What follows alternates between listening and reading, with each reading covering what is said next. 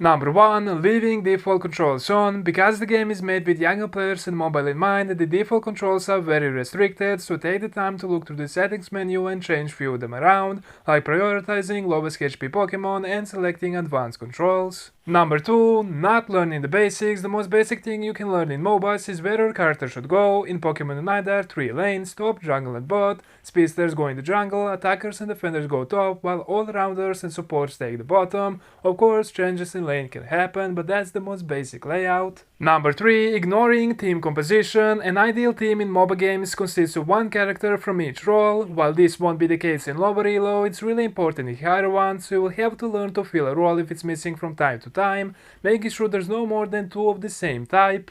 Number 4. Walking everywhere. The standard 5v5 map is very large when you take the speed of which Pokemon travels in consideration. Since the game is only 10 minutes long, you can waste a lot of time just walking around. That's why you should utilize things like jump pads that take you to the middle of the map, teleporting back to your base, and using special jump pad in front of your spawn that comes after 5 minutes. Of course, characters like Talonflame can use their abilities to travel faster by ignoring the walls. Number 5. Not upgrading items. Pokémon Unite is unique in sense that you don't earn gold and buy items like you do in other MOBA games. Instead, before the game starts, you can select 3 held items to improve your stats.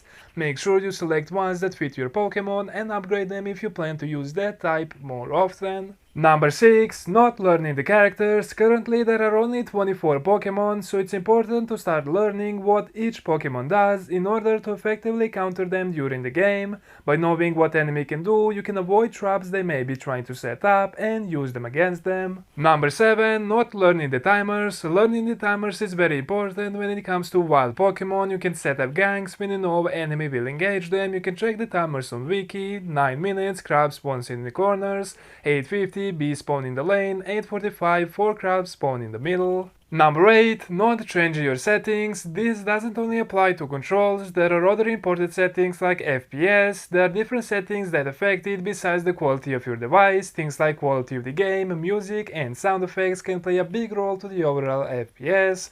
So if you're looking to get it higher, consider muting all the audio and turning some music elsewhere while you play.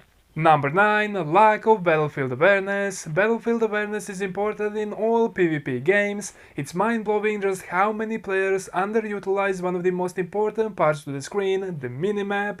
Pro players will tell you to look at the minimap every 2 seconds. Of course, there's a huge difference between looking at it and getting information with a single glance. Minimap gives you all the information you need, where your teammates are, what objectives are up, if someone is chasing your team and you can help, if boss Pokemon spawn and you can't see enemy icons on the map, chances are they're defeating the boss or setting up a trap next to it. Learning to look at the map every couple seconds and getting information out of it quickly will drastically improve your gameplay. Number 10. Being too focused on scoring any amount of points. Players can sometimes focus so much on scoring they forget about everything else. Helping your team secure objectives is more important than scoring a couple goals, and the biggest mistake you can make while scoring is scoring a 50-point goal when the timer is close to 2 minutes. Why? Because in last 2 minutes of the game, points are doubled, which means if you score 50 points when the timer is 2 minutes and 5 seconds, you just lost a valuable 50 points that can win or lose you the game. Number 11. Dying for a kill or in general. This game is focused so much around XP that dying for unnecessary kill, especially without clearing wild Pokemon on your side of the map, is the worst thing you can do in the game. Not only are you giving them XP and points by dying, you're potentially leaving the wild Pokemon on your side to do the same, and that's not easy to recover from. Number 12. Not restoring your HP. There are 3 main ways of restoring health: sitting in your goal, recovering health slowly, collecting wild berries behind your first goal, or teleporting back to your spawn. Going back is usually not worth it early on, but after 5 minutes you should not ignore it. You can heal up fast and go to the lane using the jump pad. Number 13.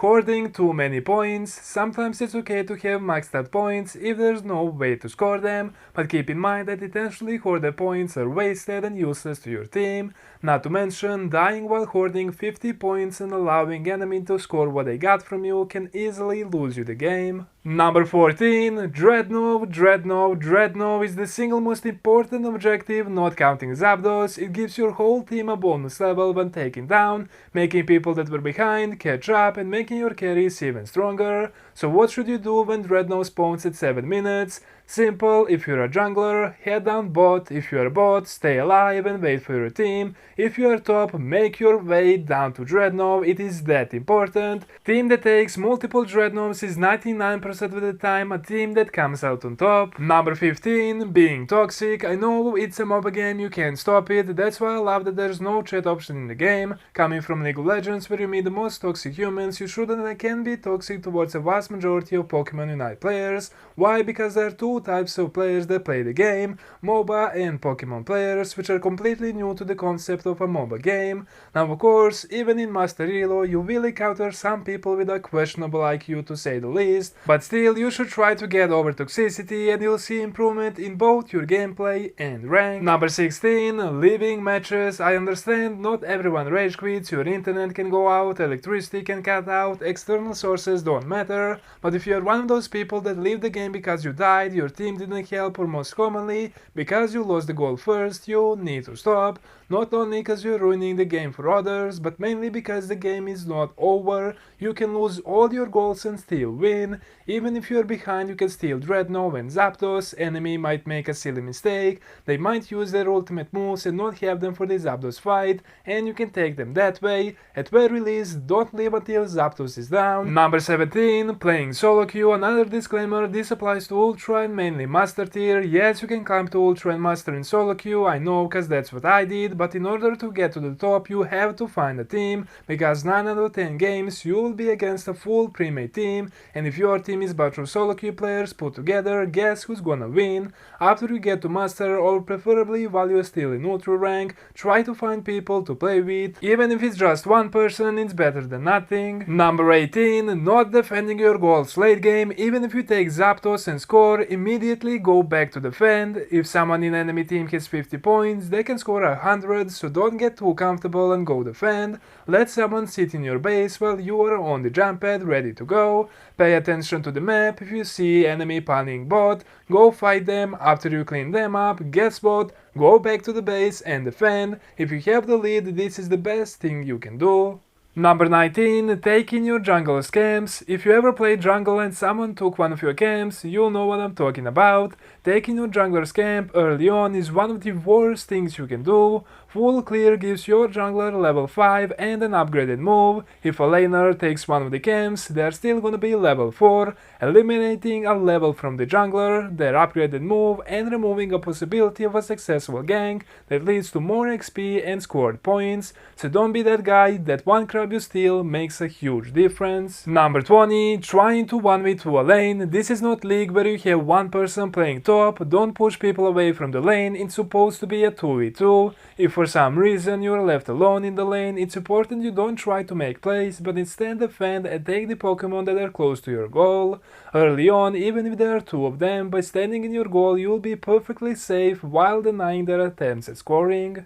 Number 21, playing ranked with a first time Pokemon, keyword ranked. A lot of people take ranked seriously because they're looking for something serious and competitive, not for a casual game. So you picking a Pokemon you're playing for the first time in ranked ruins the game for your team and the enemy. So do everyone a favor and play few casual matches before you try it out in ranked.